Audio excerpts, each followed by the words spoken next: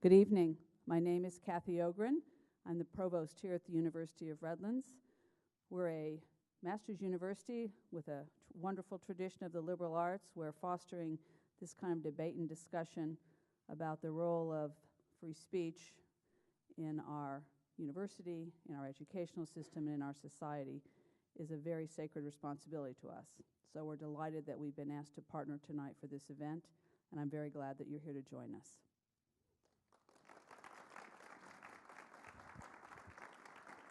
Thank you, Kathy, and thank you everyone for coming out tonight. I'm Charlotte Duran. I'm a producer here with KPCC. For those of you who are unfamiliar with KPCC, we are a multi-platform organization. We're on the air at 89.3. We're online at kpcc.org, and we're also in person. We do lots of events just like the one tonight across Southern California. If you want to find out more about the events that we do, please check us out, kpcc.org/in-person. Tonight's event is part of a 3-part series that we're doing. We'll be doing another event on a different campus coming up in the months to come. Then we'll be doing a 3rd event with ProPublica in the spring. So stay tuned for those. Check those out at kpcc.org/in-person. You can find out more. I want to give a really big thank you to the University of Redlands for generously hosting us tonight. And I'd also like to thank Jim Pick, a professor here at U of R, for serving on our board of trustees. Events like tonight's are only possible with your support. If you want to find out more about how you can support events like this and KPCC, check us out again, kpcc.org. And here is Ashley Alvarado, our our public engagement manager, with more information on how you can connect with us.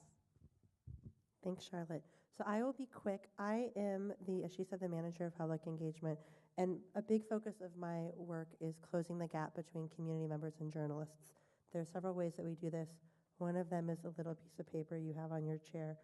With this form, it's a way for you to tell us, what do you know better than the next person? I spoke with several of you before the event today. You guys know a lot of stuff. So if you feel like telling us about being a parent or being an educator, being a rocket scientist, or making really good chili, I would like to hear about it on this form. You can leave it under your chair with the pencil, and we'll pick it up afterward. We also, some of you may have seen the Documenting Hate little flyer that was outside. That's the project that Charlotte mentioned we'll be working on in the spring. We're partnering with ProPublica to collect people's experiences with hate crimes. So if that's something that if you feel willing to share, there's a form out there. You can pick it up. It has a URL, and we'll be looking for that. Last but not least, you may have seen next to the beautiful Christmas tree, we have a mobile recording booth. If you feel moved after tonight's event to tell us a little bit about your experiences with with hate speech, or just why it's important to have conversations about hate speech and free speech on college campuses, please look for me. I'll even give you a magnet to take home with you. So I hope you'll stop by on your way out. Thank you again. And just a few more thank yous and some housekeeping. I want to say this event is supported in part by the James Irvine Foundation, and supporters of KPCC's higher education coverage include the Angel Foundation, the Rosalind and Arthur Gilbert Foundation, the Hearst Foundations, and the Moss Foundation. Big thank you to all of them. And just a few housekeeping notes before we get started. Please make sure to silence your devices and turn the flash off your cameras. There's no audio recording or video recording tonight, but we do want you to connect with us. You can do that tonight. We'll be on social media at KPCC in person, and the hashtag we're using is free speech. So with that, I would like to introduce tonight's host, Adolfo Guzman-Lopez.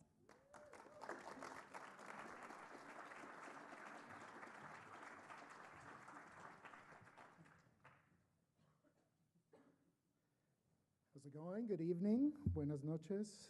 Thanks for coming out. Thanks for joining us. We really appreciate you taking the time to be here with us.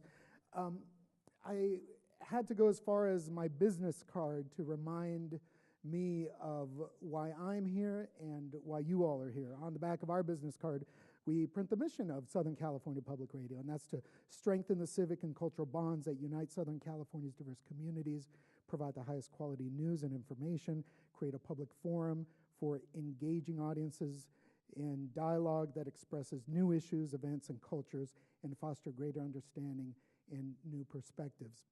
And that's one of the reasons that I've been a reporter at KPCC for 17 years now, is that I believe very strongly in the mission of KPCC. And I think that resonates with listeners throughout Southern California, definitely here in Redlands and in the Inland Empire. You've seen the video images, you've read about the conflicts, but there's a lot more to the issue, you know this, of free speech and hate speech, not only on college campuses, but off college campuses too. Today we're going to be talking about college campuses. We've assembled a panel of people who will talk about what's happening on the campuses. It's a panel that I've already talked to, and I'm very excited to have this back and forth with them and then incorporate your points of view, your comments, and your questions. And this is part of a three-part event series exploring hate speech and hate crime. We'll be doing another free speech and hate speech event on college campuses in the coming months. So let me first introduce the panelists. Kamal Bilal, who's the president of Associated Students of University of Redlands. Please give him an applause. Ari Cohn. Ari Cohn is the director of the Individual Rights Defense Program at FIRE. That stands for Foundation for Individual Rights in Education. Give him a hand. Marcela Ramirez. Marcela is a UC Riverside PhD candidate and recent UC student regent, a very important position in the administration of the University of California. Andrew Wall, who many of you know, he's the Dean of the School of Education at University of Redlands. Thank you all for being here. So our college campuses, you know this, are a microcosm of our society. They prepare our future workers and leaders, the future elected officials, the future department heads at the various public agencies, the bureaucrats, the school board members, the teachers. It's important that we know what's happening on the college campuses. But to start the conversation, I want to get on the same page about these terms, about hate speech and free speech.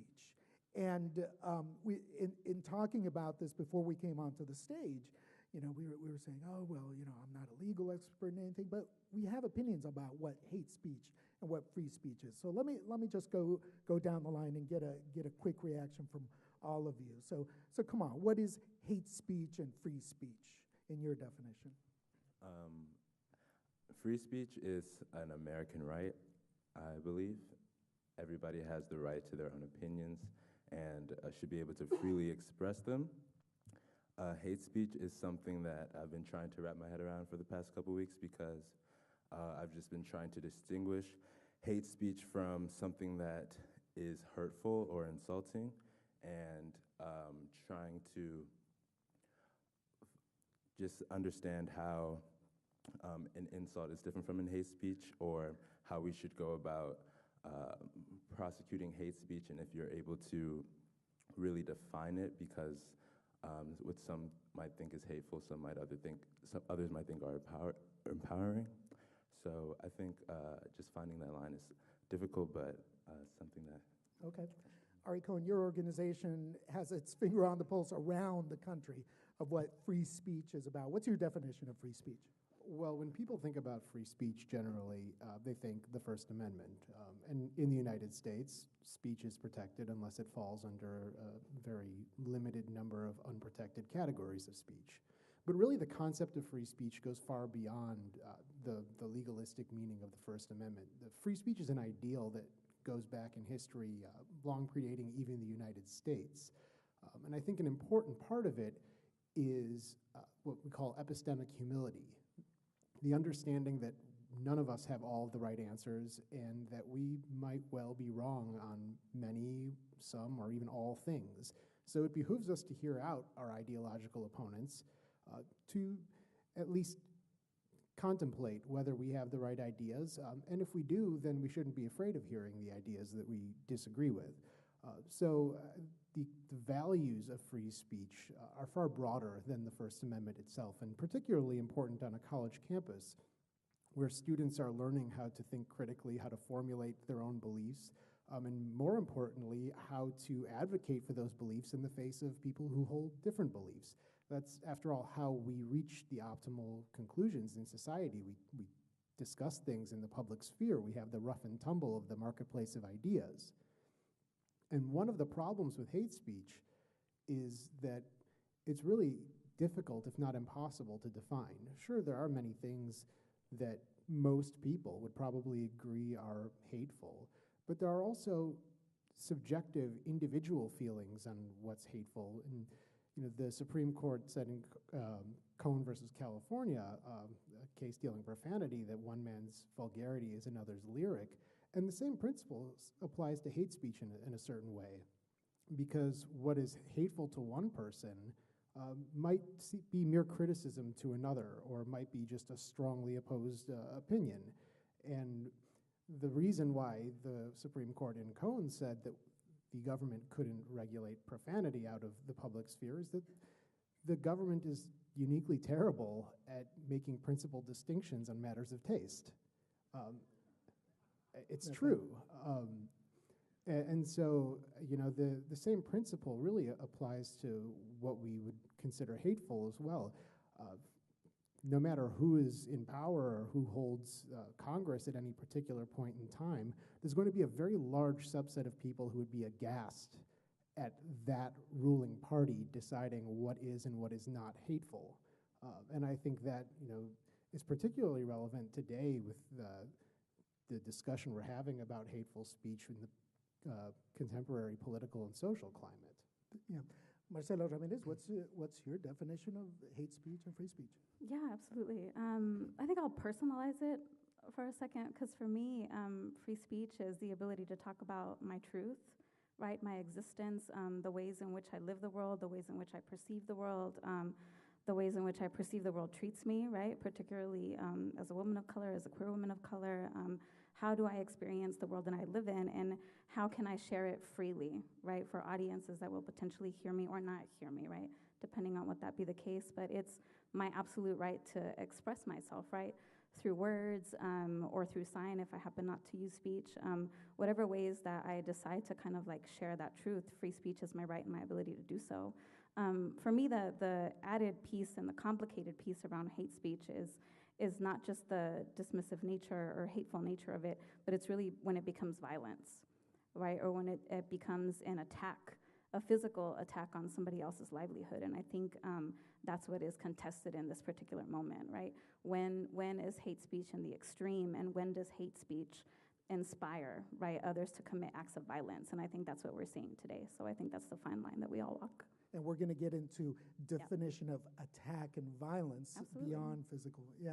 Andrew Wall, what's your definition of free speech and hate speech? Well, I think my fellow panelists have done a great job talking about it generally. Let me talk about it in the context of higher education. I think about the fact that there are many public squares where we can engage each other in society.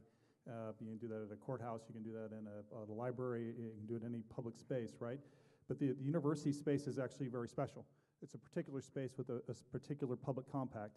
We have a commitment to prepare people to serve society in a broad way. And then in America, that's the idea of democracy, that we prepare citizens.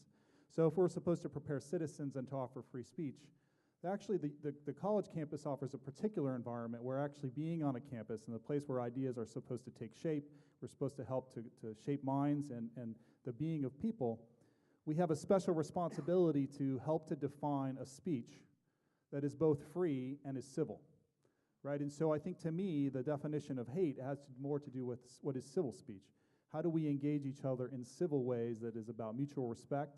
It's about being open to the possibility that our pre-existing ideas are not the best ideas, that we might actually need to further advance the kind of evidence that would support a point of view that has substance. And it's all about creating protecting a learning environment from the kind of speech that is speech that attacks a person, right? Absolutely. Because that breaks the learning environment. It does, and it's setting up a context where people who maybe in other moments in time, and this is why I've always loved the classroom, is that in different moments in time, it's hard sometimes to engage in conversations where ideas are controversial. But in a classroom space, you're supposed to do that. That's the intention. That's what someone's supposed to set up. And I think what's amazing at this moment in time is that while we hear on the press so often that there's these events happening on campuses, and you see, explosions of emotion and contest, that in fact in many classrooms, those exact kind of dialogues are taking place, where professors in combination with students set up situations where you can engage controversial ideas, where different points of view come across. That's what we're supposed to do. That's actually the special promise of the university in terms of creating environments for free expression. I would push back on one all thing right. there, and that's the importance of civility. And certainly in many contexts, civility is important, and colleges and universities are and should be free to encourage students to be civil to one another. But at the same time, uncivil speech can be singularly effective in conveying a speaker's emotions, in conveying the importance of an issue. The college Republicans of San Francisco State University a number of years back sued the university after they had held an anti-terrorism demonstration where they had recreated a flag that had Arabic writing on it and stepped on it. And there were discriminatory harassment charges brought against them. Chief Judge Wayne Brazil wrote an impassioned defense of uncivil speech, where he made the point that it's the uncivil speech, it's the rowdy speech, it's the speech that kind of shocks you, that really grabs people's attention and motivates people to take up a particular cause. And there has to be room for, an amount of incivility in our civil dialogue, because that is often the most passionate and the most perhaps inspiring speech that we can, Andrew, is there room for incivility on a college campus? Well, it depends upon your definition of civility. That's the problem with hate speech. Right? I mean, that's the problem with hate speech. I mean, I think if it invokes violence, I don't know that there is room for that, actually. But contesting deeply, I think that there's lots of ways to emote tremendous amount of emotion and have that be acceptable and yet still be respectful, right? And again, I'm going to make the case that there are lots of places to have in society that's entirely legally protected to have free speech. The university is a special place, though, right? Where we are intentionally fostering an environment where we are engaging in discussion of different points of view, and that in that space, we want to have dialogue which allow us to open up. And let me give an example from research. Research tells us that when a person is confronted with an idea that challenges their current belief, even when they are given insurmountable evidence that their idea is actually factually incorrect, they tend to retain the pre-existing belief. That is a fascinating challenge to how we try to engage in civil discourse, right? That if all we are is impassioned, we will continue to hold our positions and not actually engage in exactly what you talked about, that is, right? Suspending our belief in something enough to enter the possibility that actually we're incorrect. That's incredibly difficult. Kamal, how much of this have you seen in the 4 years? This is your fourth year here, of this heightened incivility, either in a classroom, in a dorm, among students, and what was your reaction? Can you describe a little bit of that? At the University of Redlands, our students are pretty civil and pretty respectful of other students' opinions and like to have experiential learning where they're going to undergo conversations that have to do with politics and other heated topics. However, I do think that there should be room for debate and people to have impassioned arguments.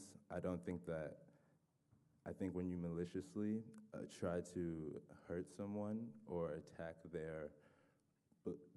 them in order to make yourself feel better or to make them feel worse, then you're not really trying to get your argument across.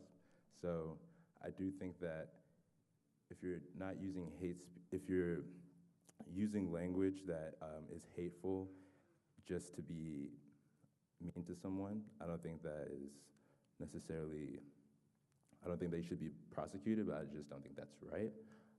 However, I do think that if that language was made for an argument to try to help maybe sway someone to your side and they see it as offensive, I think, We're tiptoeing on legal terms. We're tiptoeing, and there are lots of legal definitions. For this event tonight, we have tapped in to the resources of Redlands in the audience, and I'm going to go to him right now. We have Brent Garati, who's the University of Redlands General Counsel. He's the lawyer for the university. So Brent, let me ask you, you know the legal definition. So what is the legal definition of free speech? Free speech is protected by the Constitution. So all speech is protected by the Constitution unless it's been excluded. And as I already mentioned, there's only a few categories that have been excluded. So lewd and obscene speech is excluded from protection. Certain kind of profanity is excluded. Defamation is excluded. And fighting words is excluded. So in general, hate speech is protected speech. So you can engage in hate speech and it's not unlawful. The kind of thing that we've been, as you said, tiptoeing around is when hate speech starts to kind of cross over into something that incites violence, then it can become unlawful. So there are three factors that need to accompany hate speech that would turn something to be unlawful. So there needs to be an imminent danger of unlawful action. There needs to be an intent by the speaker of inciting that unlawful action, and there needs to be the likelihood that unlawful action will take place. The tools to commit the violence, the premeditation, I suppose, right? So, for example, it would be different to post something on Facebook in a general way than it would be at a rally to say something where people's emotions are already inflamed and where somebody who might be vulnerable might be present, and to say something that you might have said on Facebook, which would be different in that context, because now, in that context, it might be that imminent unlawful action or imminent violence could be present. Now, in your work for University of Redlands, how much have you seen this issue of free speech and hate speech? Can you talk a little bit about that? Yeah, so we had on our campus an opportunity last year to revisit this when there was an administrator who made a decision to not permit a protest to take place, which actually should have been permitted. But the motivation for closing the protest was probably a good motivation, but ultimately it wasn't right because we want, if we're going to err, we want to err on the side of protecting students' right to speech. And so we got involved in that situation after it happened. It was an attempt to make a mockery of Halloween. It was a Death of Halloween funeral.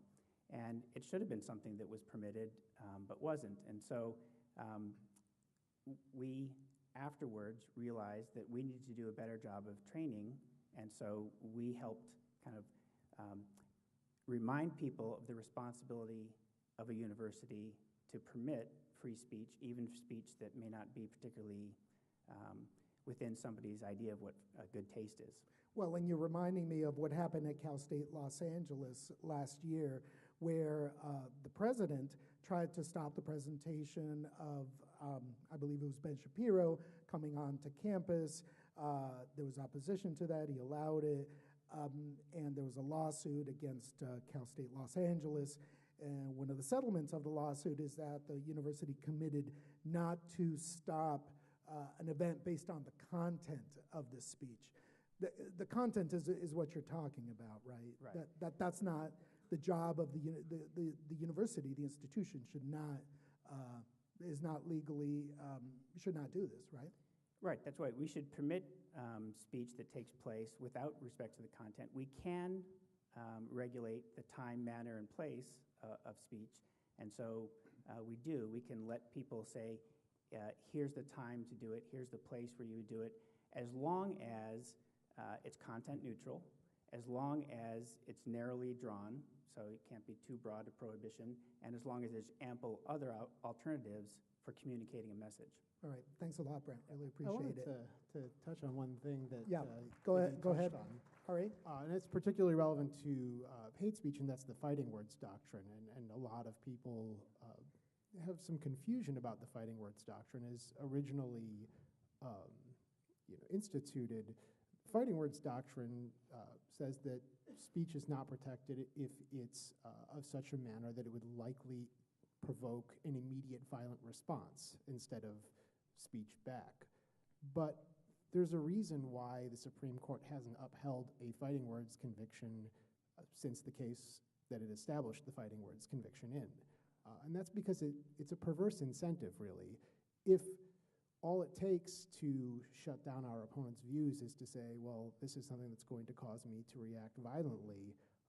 We're going to end up with people not being able to say much at all. And a lot of people tried to shoehorn the concept of hate speech into the concept of fighting words. But over the years, the fighting words doctrine has pretty much been written out of practical law. It's more or less dead letter according to most First Amendment scholars.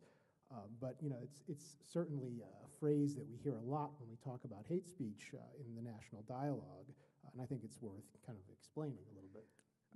Yeah, go ahead, Kamal. Yeah, I was going to say that hate speech and imminent violence, that correlation, I don't really, if we're making like hate speech leads to violence, and I look at the globe for the past 2,000 years, and we have, Cold Wars because of political speech, and we have religious speech leading to, hundreds of wars over the years.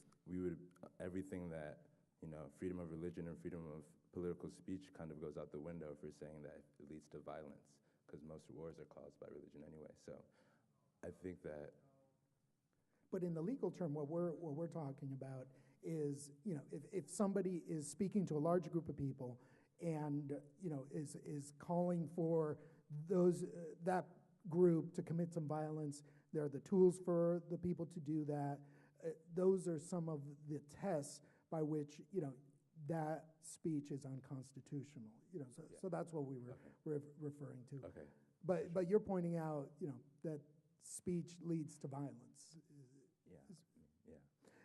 So that leads me to ask, can we simultaneously hold the notion that we're trying to protect in every aspect free speech and yet elevate speech, particularly on a college campus, right? Where, yes, we can affirm that you have every right to engage in free speech, including hateful speech, but, our role is to help to elevate the dialogue in a society, right? Is to rise above the worst part of our character and to have a better part of our character emerge, where instead of inciting and getting close to a barrier of creating violence and that would infringe upon a constitutional dimension or a court decision, we could ask and try to encourage people to elevate their dialogue in ways that would have meaningful discussion about important topics.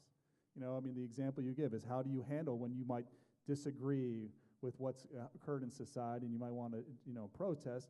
That's great, but maybe we can do that in a way that encourage us to truly hear each other and to find a way to engage. Marcela, you were UC student regent when the riots happened at UC Berkeley over the visit of Milo Yiannopoulos. What was going through your mind when that was happening? Before I get to that, I want to speak to this really quick, right? Because you're talking about the ideal, right? The ideal is that spaces of higher education will be able to engage in these things, and that we'll be able to sit up on a panel and all be able to talk to each other peaceably, right? But what we've seen as the Berkeley incident, I'm going to connect it back, is that over and over that has not been the case, right? That we've been divided politically, that we've been divided in terms of consciousness, that we've been, divided as a country, and we've seen higher education and institutions be a microcosm of what has going on socially and politically, right? So this need, again, back to the classroom setting, right? Back to building relationships and being able to have people present that could facilitate those difficult dialogues, I think is really important. I don't think that everybody can do that well. I think maybe perhaps we have a moderator up here that could do it well, right? To give you a little bit of credit. But I don't know that everybody can do that well, right? So I think that higher education honestly has to go back to its calling, right? We were supposed to be this marketplace of ideas. We were supposed to be a place where highly contested dialogue could exist. We were supposed to be a place where people were, going to be free to be who they could be. But I think that, in the past, we've seen that not be the case, right? So Berkeley led up to violence, right? Community members coming into the space to, create violence, to incite violence, right? The PD couldn't tell the difference between a student, a community member, or a faculty member, right? If we were in a heated place in this particular area, none of us would have any kind of privilege based on how we look or what perceived identity we would have. If there's violence going on, the PD is going to treat us all the same, right? If something is happening, depending on the color of your skin, I'll add that on there as well. I'm not going to pretend like that's not the case. I saw y'all over here.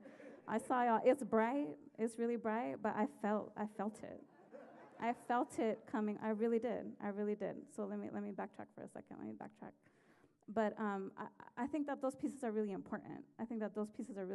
Because I have had colleagues of mine who are trying to protect students, right, from protesters and from folks inciting violence get grabbed by the UCPD, right, places in which they work for.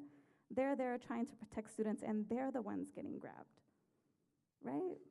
I thought I was here as a staff member to protect students, and now I got to figure out what my rights are because my own PD is grabbing me to take me away from this situation where I was actually trying to protect a student, right? Is that one of the things that makes it very difficult for people of color and others to respect this idea that as hateful as the speech may be, it's protected? I don't know that that's just the case for, I don't know that that's just a racial ethnic case, because I think that gender is implied in that, LGBT folks it's real complicated, right? We've got a lot of nuances in our identity that are being attacked at any particular moment. My feed in my Facebook could be attacking me for a lot of different things.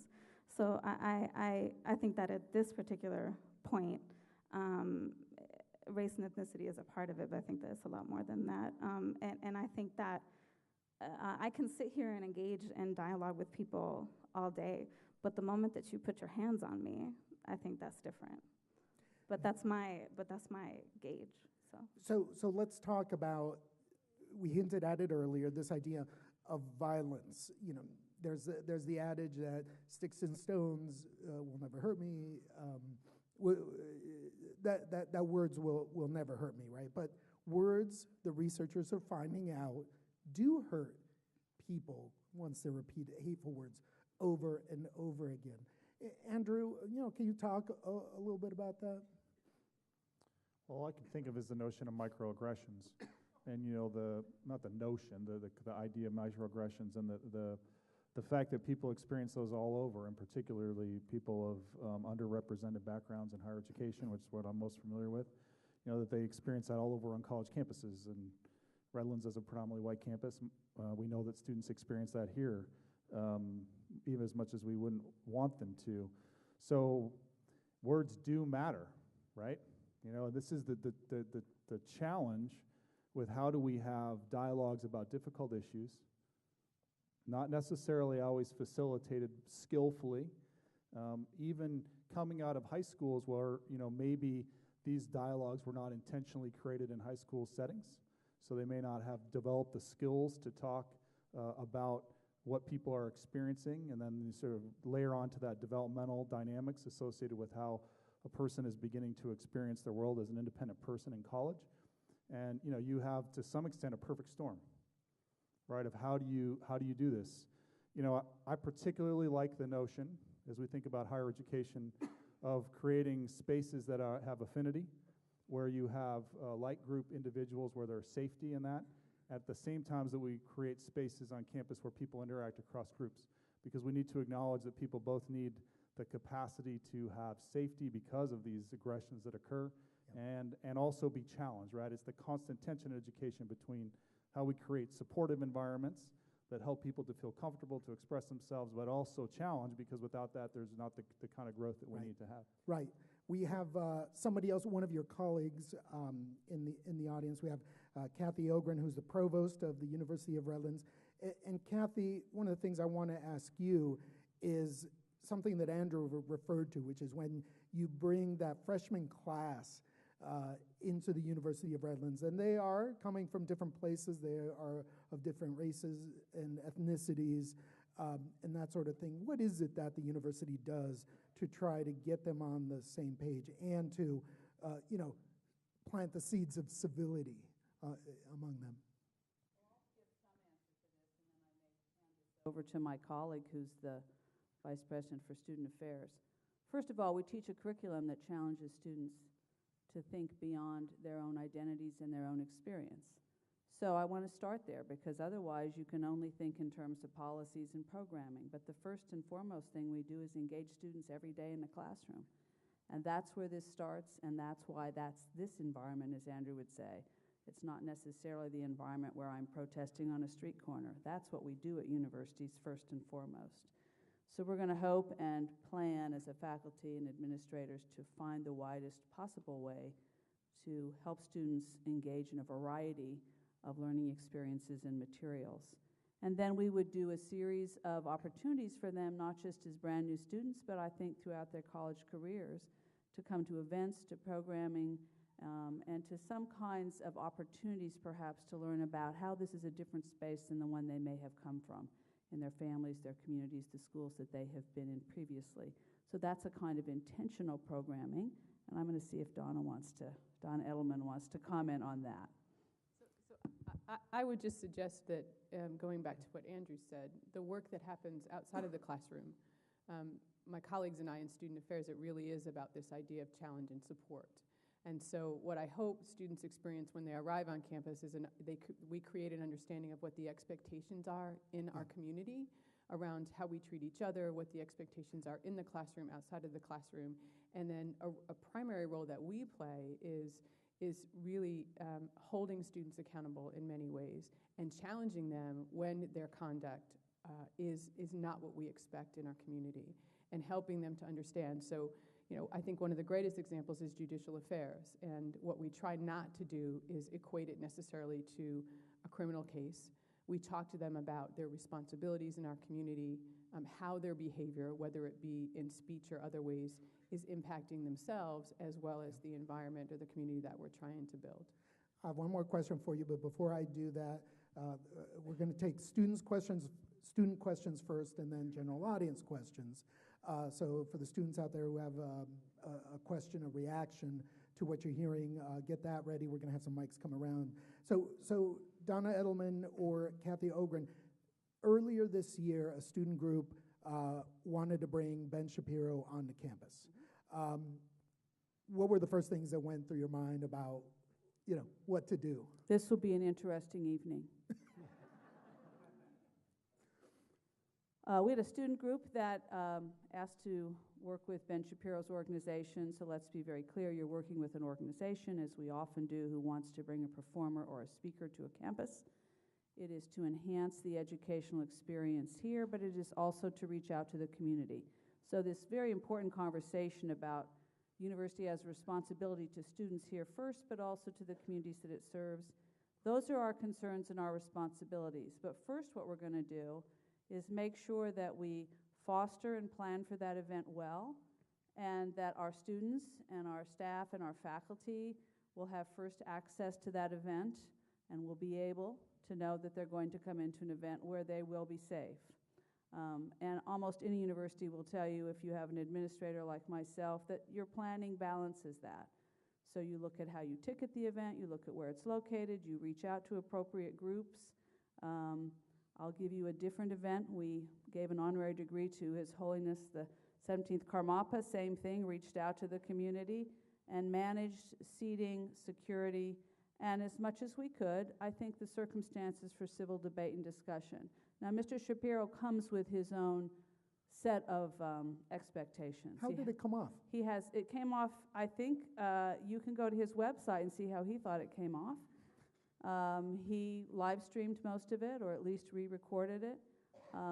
For the people in the audience, there was some limited opportunity to engage with him. I would say there was some limited opportunity for dialogue.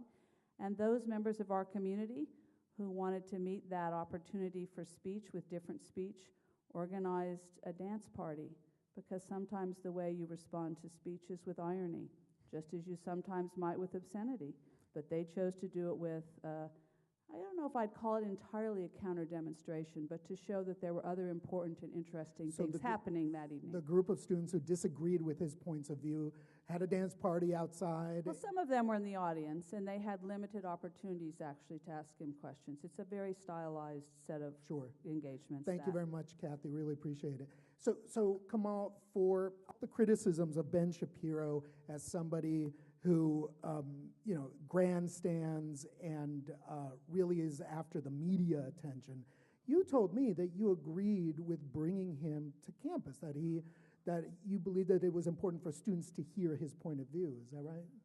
Well, yeah, I disagree with a lot of things that Ben Shapiro said. I didn't know who Ben Shapiro really was before he came to campus. And even though I disagreed with 90% of what he said, if I were to go up to the mic and defend myself, I don't think I would have been able to do it as well as he did. He had a very well researched, he spoke very well and very fast and efficiently. But those types of things were great things to see and learn and understand.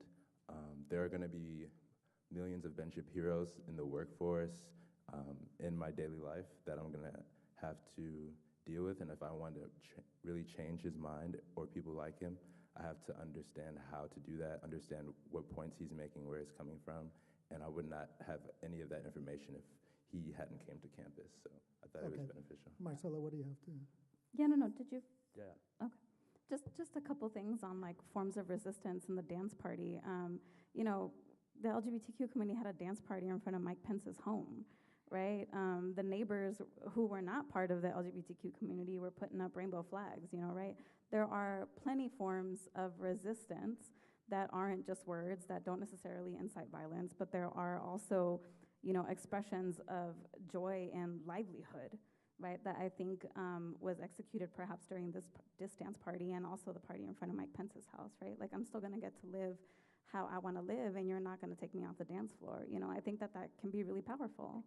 Yeah. Ari? I wanted to go back to your sticks and stones point for a second, because I think there's an important point there. And I hold two beliefs that many find contradictory. On one hand, words themselves are not physical violence. Words can incite violence, and if it meets the constitutional test, they can be proscribed. But words themselves aren't physical violence. But on the other hand, the saying that sticks and stones may break my bones, but words will never hurt me is complete nonsense. And the sooner we realize that, the better we'll all be. There's no harm done to the principles of free speech in the First Amendment by acknowledging that words can hurt. If you deny that words can hurt, then you're really undercutting one of the fundamental philosophical reasons why we have free speech. Words are powerful. That's the reason why speech is protected. And one of the problems with this great national debate over free speech is that it has become a partisan hackfest. What do you mean by that? Free speech has been weaponized. It's a game of which speech is censored more, which political persuasion is more often shut down, and accusations of being censorious hurled left, right, center, and everywhere on the spectrum. Is that one of the reasons that we see groups coming with cameras to document the attack on their free speech? Sure, because it makes for a really nice soundbite or YouTube clip. But the thing is, when we turn free speech into a political weapon, when we turn it into a partisan tool, we're not doing any good. We're not moving the needle on anything. To be able to really come to a common understanding of free speech is important and why it's important, we really have to commit to engaging our peers and our colleagues on an accessible level and really trying to build understanding and connections rather than simply trading barbs and accusations. One of the most humbling experiences of my professional life was at Temple University's law school when I was on a panel about the Confederate flag right around the time of the University of Missouri protests. And I spoke with several students who asked me things like, well, what do you expect me to do if somebody puts a Confederate flag on my dorm room door? Or here is this very real oppression that you can't possibly understand, and they're right about that I've dealt with, and why is free speech the answer to that? Having those conversations are it's incredibly difficult. It's humbling, and it should be difficult. These discussions are not easy. It's advanced citizenship. I'm going to rip that one from the American president.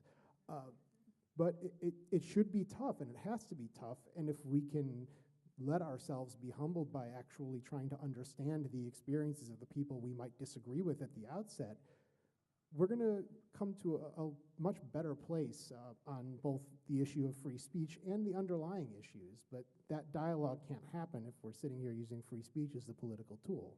Okay, thank you. So we've got some mics. So let's take students first. So if you're a student, raise your hand. You have a question for the panelists, a point that you want to bring up. We've got a student in front here. Why don't you tell us your name, what you study? Hi, my name is Matthew Vitale. I actually go to UCR, but I heard about this, and so figured I'd come through. I'm studying economics. And my question is mainly for the administrators on the panel that you guys mentioned, and I totally agree, that college campuses are, the purpose of going to college is to prepare you for the workforce. It's to prepare you to be a productive member of society. It's to prepare you to function in society. So because of the fact that society is more or less unregulated, and I think the gentleman from FIRE pointed out, there are, regulations when it comes to the fighting words exception and things like that, but it's rather esoteric and it doesn't really get enforced very often and things like that.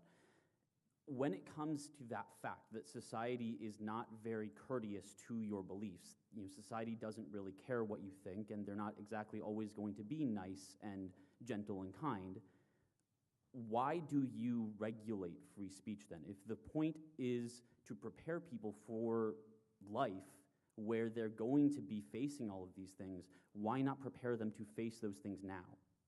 Andrew? Thanks for the question. Well, I don't think that elevating speech is regulating speech. I think it's elevating. And so I would draw a difference between the regulation and the elevation. And one thing sometimes I struggle with is, this notion that college students have suddenly become snowflakes or, weak and unable to take differing points of view. And what I would suggest is let's go talk to a bunch of students about controversial issues. Part of my job is actually to sit and talk with students either in a classroom context or going to even high schools and elementary schools. And you know what I'm surprised by? I'm surprised to the extent that most students are able to talk about tough issues when they're given the opportunity to truly engage them. They're able to talk about it in meaningful ways.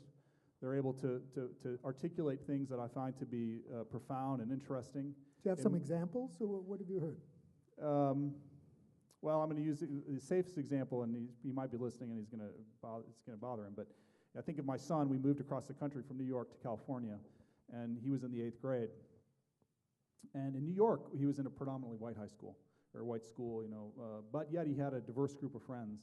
And I remember soon before we left that his friends were sitting around our dining room table, and they were having discussion about race, right? I mean, we were literally in a mixed group, and we were talking about how they were different. They were having a discussion of race and the difficulty that they felt in the dynamics. And then we moved to California, and my son was shocked that suddenly he was in a high school that was tremendously diverse. In fact, he was one of the few Caucasian individuals in a classroom setting, and yet they didn't talk about it, right? They weren't engaging each other, and he wasn't sure how. And the group seemed to be more segregated.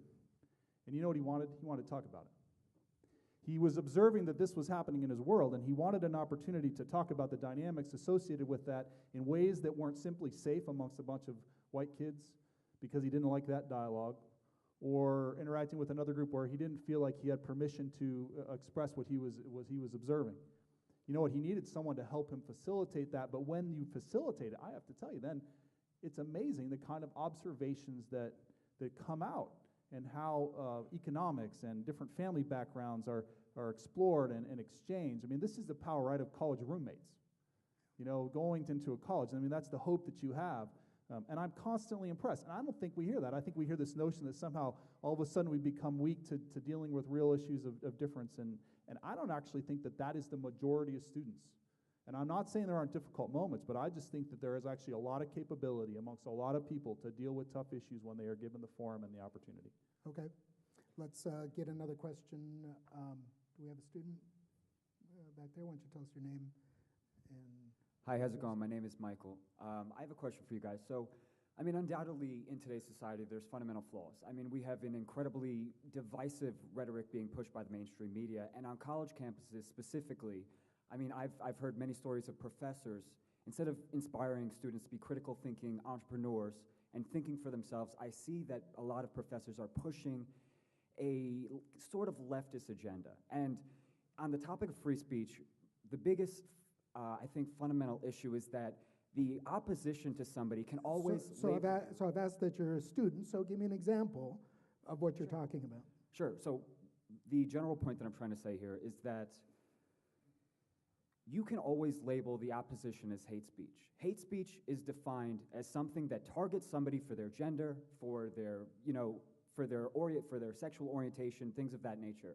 Being a Jewish conservative Republican in Los Angeles, I have faced more prosecution from people on the opposite side of the spectrum with violence. And I've been at Berkeley when Ben Shapiro was there. I've been at Berkeley when Mila was there. And I know what it's like to be physically assaulted by someone that disagrees with me politically. So what my question is to you is, how can you encourage students to come together, to unify as a community, and have a civil discourse, have a civil debate? Thank you. I didn't hear the panel say that we wanted to unify. I heard the panel, the discussion is about respecting various points of view. Having said that, what are your reactions to what he said? I mean, I think unity is a little bit overrated, to be totally honest with you. There's not going to be a whole lot of dialogue if we're all united. We have to have some friction, some tension, some disagreements. I think that, like I said before, the primary thing we should be doing is teaching our students better the importance of free speech and why we have it. Not many students know how big of a role free speech played in many of the social movements that got us where we are. The abolitionist movement, the civil rights movement, the LGBT rights movement, all those movements relied heavily on the First Amendment, and it was the reason they were ultimately successful. The Supreme Court didn't just step in and make the decision. It took that shifting tide of public opinion before the court did what it did in all those cases. The First Amendment was essential to those social movements. So we need to start teaching that history better, and maybe that will help students engage each other and try to understand each other instead of simply just trying to, throw verbal punches or what have you, notwithstanding my belief that words aren't violence. Yeah. Marcela, you've worked with a lot of groups that, various ethnic groups and that sort of thing, groups based around gender identity, that sort of thing. What are those groups contributing? What do they want to contribute to this discussion about free speech and hate speech? Let me respond to the first question and sure. kind of add a little bit to what you were saying, and I'll come back Sure. around. Because I was sitting here thinking, who taught me how to sit in difficult spaces with disagreement, right? So I think, first of all, we've got to ask ourselves that question: have I been taught how to sit in a difficult space in disagreement? And what happens to my body physiologically when I, fervently disagree with something, right? Do I get some kind of thing in my belly? Does my chest get constricted? What happens to me physically? And then what sort of tools and strategies do I learn around kind of managing that? Little story. My father's one of 9, 6 men, 3 women. 6 huge men were my uncles. They are big, burly men that had many ideas about what women needed to do, right? I had a brother, older brother also, right? So I had plenty of opportunities, right, to disagree, to express myself, to engage with them, and my uncles and my father, we would sit till 2, 3 in the morning, 4, 5, 7 a.m., sometimes post New Year's Eve into the wee hours of the morning with my grandpa. Sometimes there would be music, partying, that sort of thing. But we would be engaging in really difficult topics. They might have some shots of tequila in the process, and I'd be sitting there with other things. But the question of where does it start, I think we have this notion that it has to happen at the college. Let's not forget that not everybody gets to go to college, right? So I really think it starts in the home, right? It fundamentally starts in the home. That dinner table, right? If you don't have diversity at your dinner table, then what makes you think you're going to have it elsewhere, right? So I've said this over and over. You got to have a diversity of ideas, of beliefs, whatever that might be, at the dinner table, and it really begins at the dinner table. Were women's voices respected at your dinner table? Oh, absolutely. But this is what I'm saying, right?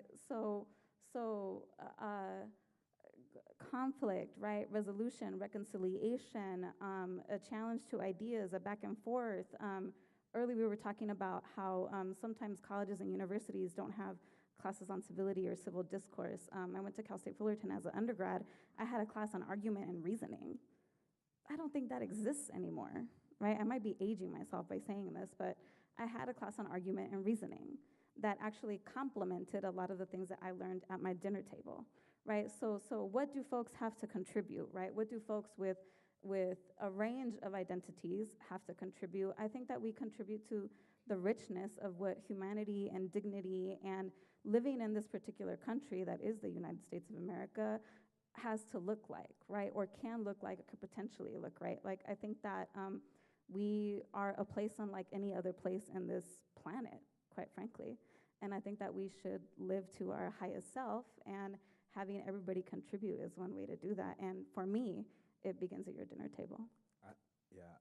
I just have to, I agree with you that the home is an important place for that to happen. I do think that that is, I wouldn't say classist, but I would say people that a lot of people that I know in Chicago don't really have that opportunity to have dinner with their families all the time. And if you're living in a single parent household and you have to raise 3 children, you're probably not even working, you're probably working at night. So if we're going to say that, and on Andrew's point that we have to elevate dialogue, who are the people who have the opportunity to elevate dialogue? And are those the people that, when we're talking about hate speech, we're really targeting? I feel like when we're talking about hate speech, we're targeting mainly like Klansmen or people who probably don't have the highest education or opportunities to receive those types of, so learning environments. So if we're going to not necessarily legally prosecute, but demean certain people because of their geographic location or how much money or opportunities they had access to, I don't think that's the most fair thing. If you're raised by neo-Nazis your whole life and all of your family is that, and that's kind of who that person is, not really to his fault. And even though I don't want to lower standards for anyone, I do think that we have to take those types of things into account when we're talking about limiting, or So my father had a second-grade education. To assume that I had a different type of access, I think, is a mistake. No, I don't think so. Let me finish. access. Let me finish. So I just want to say that because I think that, again, like I made the point, like some people have access to education and some people to not. But I think that everybody has an opportunity to contribute, right? Their opinions and ideas and their perspective and their existence. Like, I think that's the piece that's really important. I would never disregard my father's knowledge of who he is and his experience, particularly as an immigrant to this country, because of how much education he did or did not have. So I just want to clarify that. Because you're describing empathy. That's what you're describing, is empathy. Well, no, for me it's respect for him as an elder, right? For him as an elder, and for every single one of my ancestors that allowed him to even come, to be here, right? And to exist in this space, and for everything that he stands for, right? So for me, it's an honoring, and it's a respect, and it's an acknowledgement. It's not, I don't have, it's not that, I guess is what I'm trying to say. And for me, it's an honoring of dignity in every single human experience that comes into the space, because every single person has something to teach me, whether I agree or not, or whether it makes me hurt in my belly, and whether sometimes I just want to like rise up out of my seat. There is some lesson in that difficulty for me to learn, and it is incumbent upon me to figure out what that is. So that's kind of what I have to say about that. Yeah, I was just going to say that I fully respect it wasn't anything, a personal attack against you. I just know personally from the 85 youth that I've served in Chicago, 80 of them don't have fathers. So the other people that do, their fathers don't see them too often. I was feeding them dinner, so I was the one who was responsible for maybe having these conversations, but we're not talking like, these aren't conversations that those people are having. These are conversations that we're able to have. Like, nobody's talking about hate speech. In urban Chicago, they're not talking about hate speech or free, like that's not something that is even a problem to them. So this is like a conversation that only a certain type of person can have anyway and understand anyway. I don't think 80% of the people in Chicago and the areas that I serve do not know about free speech and hate speech and aren't even able to give those kind of lessons to their children. So I'm just saying that to say that the household is where it starts is a tough piece, because a lot of households are broken and not the place where children are learning anyway. What about this ability to listen, though? Do you ever, see their circumstances and think, okay, what can I teach them about the ability to listen to somebody and respect somebody else's point of view? I mean, I think it starts with respecting themselves. If you don't have respect for yourself or love for yourself, if you don't have anybody to tell you that they love you, if the person that is supposed to tell you that you love you is not at home or on drugs or doing, then why would that person want to listen to a white supremacist? He doesn't want to listen to his teach. You know what I mean? Like, if we're asking these people to understand a concept that they don't even have an idea about, yeah. Thank you. So let's open it up to general audience questions. We've got a mic coming around, so if you can raise your hand and tell us your name and the community you live in, and if you could keep it to a question, that'd be great. Well, I'm a teacher, so I would like to focus this language issue that we are treating here tonight as something that comes out as a picture of a generation that has not learned in school spaces of dialogue. So we now come to this point that after so many distractions in all this 50 years in schools, where in high school we are diverting the object of learning from learning to read the world to read subjects and do tests and put children away from each other and away from the dialogue. So the great space for dialogue in society is in high school. That's the space in the journey of life when we have the opportunity. This is the window of opportunity that many researchers and psychology shows us. That is the moment where the higher self is beginning, is the born of the higher self. Yeah.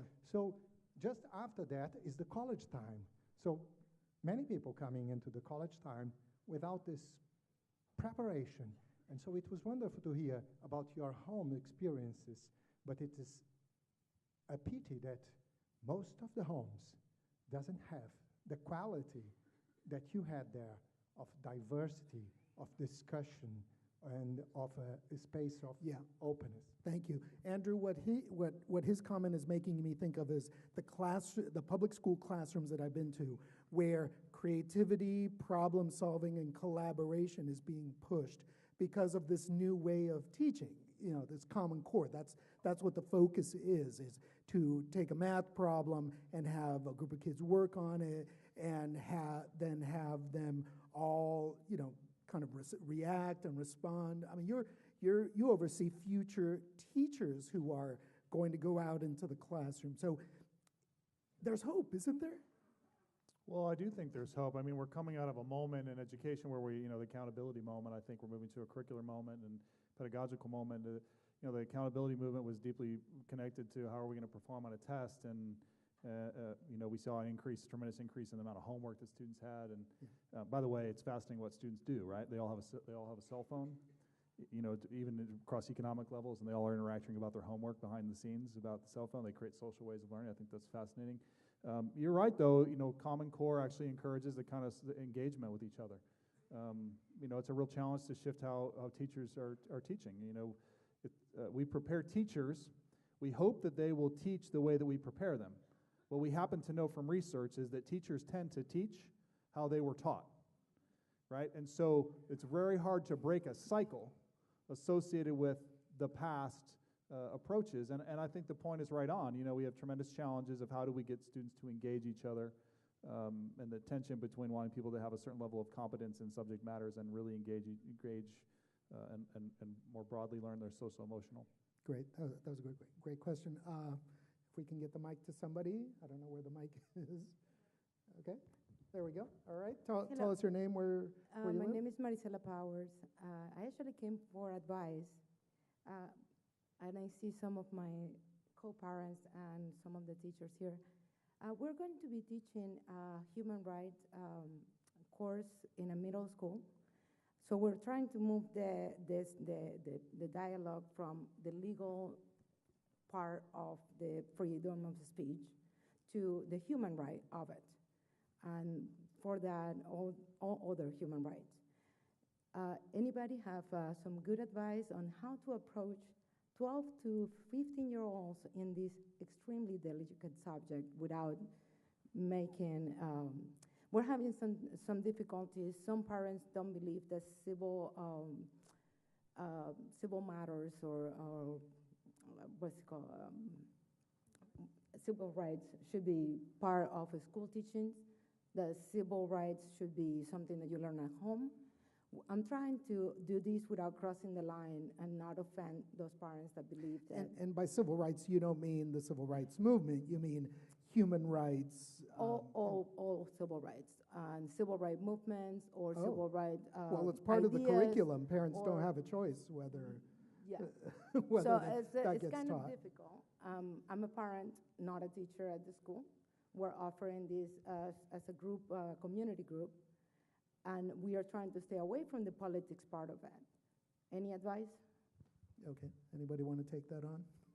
I mean, I think one thing that reaches kids is ask them if they pick out their own clothes or choose their style of haircut. Freedom of speech is fundamentally an exercise in self-expression, and that manifests itself in every single way that we present ourselves to the world, to the way we walk, dress, style our hair, any of those things. It's not something that you might think of as an exercise of free speech, but it absolutely is, and that is why the First Amendment protects a jacket, for instance, worn in a courthouse that says "F the draft." I think that might kind of help focus their thought process on what really is free speech and, oh, wow, this is actually something very important. This is something that I use in pretty much every waking moment of my life. There's lots of case law about free speech in the classrooms and that sort of things, right? Could I offer three things? Yep. One, I'd propose make it culturally relevant. So use the experiences of children because they're whole people and they have real experiences with civility and life dynamics. Two, begin where they are. Lots of research says that people come with predisposed ideas, so begin where they are. And third, I would actually teach the entire class by asking the students questions. Well-designed questions elicit the ability to interact and the teachers to steer away from teaching what they solely believe about. So if you can design a classroom through asking questions, which we have a fancy word for in education, it's called inquiry-based, you have a phenomenal potential to allow people to bring their ideas to the setting and still guide discussion, which is teaching is mostly facilitation. All right, let's get another audience question. If you could say your name and where you live. Hi, my name is Leslie. I'm a resident of Riverside, just a curious resident. Thank you for hosting this. My question is specifically to Andrew, I believe. How do you encourage civility without falling victim to over-the-top political correctness? How do you maintain that balance? I'm going to give you a concrete example from my own experiences. I teach a class, and the way I open the class is by giving the students evidence that in education, neither the Democrat or the Republican Party are actually better. And people come in with a pre-assumed idea about whether one party is superior for education. And so I have students read a series of articles about the fact that really no one party is better for education. I might make the case that neither party is very good, but I would kind of joke about that, right? But I would open it up to say that we have to challenge our pre-existing ideas. right? And in order to do that, we're going to have a difficult dialogue. Then we might talk about how we do that in a context. But I would begin by actually challenging some strongly held ideas and presenting some evidence, and then saying we're going to engage that together as a way to steer away from our political views. And I think that comes from a place that says that the role of the teacher is to help others to arrive at their own conclusions, not to arrive at mine. And that's, of course, a very challenging thing. I don't know that all educators agree with me. That's okay, actually. But that's how I would think that we would facilitate. Okay, let's get one last question. Your name, where you live? Evening, Greg Breton here from Redlands. Had some discussion from the administrators about what elevating the speech, or if you don't meet community standards, you're going to be part of the judicial process here at Redlands University. What can students here say or not say that's going to get them in trouble? And and when you have a vague standard of what is permitted speech, does not that inherently limit speech as students say, I better not talk about that because I don't want to get in trouble with the administration. I'm here to get my education and go on and get a job. Well, I think that's one of the major problems with what FIRE calls speech codes, policies that restrict speech, is very frequently they are definitely vague. And we have spoken to many students over a decade plus. Can you give me the laundry list of those cases? Just tell me, across the country, what have administrators done to students? Well, there are policies that prohibit speech that are based on completely subjective things, like you can be punished if you make someone feel unwelcome, or even not providing a definition of the word harassment is problematic, because you're right, students will decide to shut up instead of opening their mouths if they think that their educational career might be impacted. It's easier to just go on and study for your tests and drink your beer and do whatever it is college students are doing these days, than it is to risk opening your mouth and potentially facing discipline. And at public universities, those policies that are vague and don't give students a reasonable understanding of what is and is not permitted are unconstitutional. Being in not in a public institution, we have to ensure that our student body feels like they can go to school and learn and elevate their consciousness. So if you're having people, saying the N-word, they're not going to be welcome at the University of Redlands because that's not making all of our constituents feel good. But if you have someone saying that they're pro, Trump, I think that's totally fine. But I think that students understand. People are people. I don't think you have to put it in precise words like "don't be racist to someone on campus." I don't think you have to do that in order to ensure that you're creating an ideal learning environment. So at the University of Redlands, we hope that through our application and interview process, we're able to not having to put that in blatant language, because we already are choosing students that are going to create the most ideal learning environment. You did ask for some cases, so I actually kind of want to distill this by two examples that contrast pretty well. Actually, there's going to be two on one side and one on the other. One being Monroe Community College a while back, where a student's Confederate flag magnet was vandalized on his car, and he sent out a tweet that used the N-word and was fairly characterized as racist, I think. And he faced pretty immediate,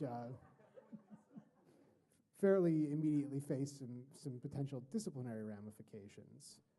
Contrast that with what happened at Texas State just this week, where a student wrote an op-ed where she said white people shouldn't exist, and that she hates white people because they shouldn't exist, and you choose to be white and continue to choose to be white because she's making a point about racial constructs and structural inequalities and stuff like that. The same hue and cry that was visited upon the Monroe Community College student was also visited upon the student who wrote this editorial, to the point where the student body president is now threatening to try to have the paper's funding revoked for even printing it if certain people don't resign. The fact of the matter is that when you open the door to policies like that, it might end up being used against somebody who, maybe was actually trying to make a more academic point, and maybe the student didn't do it artfully, and maybe her meaning might not have been clear. But you also had Professor Lisa Durden at Essex College, who was invited to Tucker Carlson's show to talk about an off-campus group, a Brooklyn Black Lives Matter group, who had a blacks-only Memorial Day celebration. And she basically explained their reasoning. And she has a personality. She's very colorful. And it offended a lot of people because she defended this Black Lives Matter movement's, their underpinning reasons for doing what they did. And the social media backlash was swift, and so was Essex County Community College's firing of Lisa Durden. The fact of the matter is that, again, when these policies exist in a way that can be applied to some speech, all speech is at risk. Let me end with a couple of thoughts. And there have been a couple of polls recently that show that the general public is thinking less and less highly about higher education, right? That they think that there are some fundamental problems at colleges and universities. In the California poll, it was more to do about the administration of funds, rising costs of tuition. But some of these national polls, particularly among conservatives feel that there's some fundamental problems with colleges and universities. The point and the question I have for all of you is, how high of a stakes is this discussion about free speech and hate speech on college campuses? Do you think it will, undermine the support for colleges and universities? How high of a stakes is this discussion? We'll start with you. Come on. It's definitely a high stakes discussion because the ruling or consensus about we want to restrict speech or we want to allow all speech to come can have a lot of consequences. So I think in terms of higher education, this is an ongoing conversation. I don't know how much this conversation happens outside of higher education, but yeah. Where do you see it going? Where do you see the debate going? In terms of a legal standpoint, I don't know. I honestly see that we're going to end up having less restrictions on speech. I think it's going to go that people are going to, understand. Free for all. Free for all. Not free for all, but I don't really think that we're going to need to feel the need to legally or just have consequences for certain language. I don't know. I don't know. It's a really tough question. What about for your generation? Yeah. For the people in their 20s, what does this mean to them? I think it means a lot. I think people in their 20s, I feel like, are very passionate that, if you take the side that we should allow all speech, I think there's a polarization. One side thinks that it's allowing people to not really have a education because they're feeling so stressed by these words being said. Others say that you are restricting other people's education because you're not allowing dialogue. I do think it's a high-stakes debate, and I think it's going to stay a debate for a long time, but I do think it's going to go on the side of allowing for, or just like continuing the free speech kind of thing. Okay. Yeah. Ari, where's this debate headed? Well, I think the stakes are incredibly high. The intellectual vitality of an institution of higher education springs from freedom of speech and the marketplace of ideas. And I think that makes the conversation really important, one of the most important. And if the conversation undermines some subset of the outside population's view of higher education, then so be it. But that having the conversation is certainly better than not having it. And if those people then think that there's something fundamentally wrong with higher education, then they can work to fix it, and maybe we'll actually end up with more discussion about it. Yeah. As for where it's going, well, I think be a little cynical perhaps, the same place it's gone since the free speech movement at Berkeley decades ago, round and round and round in circles. The names change, but the game stays mostly the same. We have, social media now, which is kind of the Wild West of free speech on college campus issues at the moment. But really, it all boils down to the same fundamental principles. And I think I'm going to sound like a broken record here, but ending the politicization of free speech is the only way we're going to break out of that cycle. Yeah. Marcela, where's this debate headed in 5 years when you're an administrator at a very prestigious university after having gotten your degree?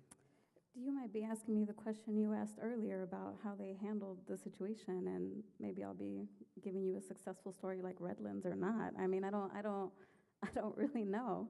I don't know what end of it I'm going to be on, but I think that I do want to kind of say that, right, historically, this has been a cycle, right, that we've been on, and higher ed is one forum. It's not the only forum, and I think that, in many ways, college teaches you certain things, but I think that the internet, right, and social media, like, we have this ability right now to be self-taught in ways that we didn't have access to before. So I think history is something that we can learn. We can learn about the trials and tribulations in the past, and we can learn about how folks overcame in the past, right? I spent some time in New Mexico, and there's a Pueblo prophecy that says that every generation will come to contend with something that is defining, right, of that particular generation. So folks remember the Nixon era very clearly. Folks remember the Reagan era very clearly, right? This younger generation, right, that was under Obama will remember that very clearly, and then they'll remember the break-in, which was very differently. So I think we can't not expect this generation to be great. This generation is going to be great, right? Because they are living through something that is very unique to them. They have opinions, they have perspectives, they are bringing them to the table, and I think that they deserve a seat at the table, because we know that if you're not at the table, you're on the menu, right? Yeah. And we need everybody to be at the table. So for me, this generation is full of people that are going to lead us into the next step. So I hope that in 5 years, I'm working with them very closely to manifest that livelihood. Thanks, Marcela. Andrew, some quick final thoughts on where you think this is headed. Look, I'm an optimist. I think that Martin Luther King talks about the long, slow march of progress and towards justice. And I totally agree with that. You have to look at the long, slow march. But I think the challenge of the moment in higher education is access for whom to what kind of education. We don't necessarily progress in a straight line. There's important legislation being voted on tonight and tomorrow, and it has broad impacts on higher education in terms of funding. It's important, and it will have profound impact on who has access to what kind of college experience. And is college fulfill a potential to create a more just society, or is it simply a place to recreate existing social class inequality? I mean, these are tough questions, and while I might be optimistic in the long term, I think that there are profound challenges in the short term in terms of what kind of college experience will different individuals get, and what kind of impact will that have on the kind of society that we have broadly. Thank you very much. That's Andrew Wall. He's the Dean of the School of Education here at the University of Redlands. And Marcela Ramirez next to him, who's a UC Riverside PhD candidate and a recent UC student regent. Ari Cohn, next to her, who's the director of the Individual Rights Defense Program at FIRE, which is the Foundation for Individual Rights in Education. And Kamal Bilal, he's the president of Associated Students at University of Redlands. And I'm Adolfo Guzman-Lopez, reporter at KPCC. Thanks to the University of the Redlands. Thank you to everybody who came out. And we'll see you at one of the next events. Thank you.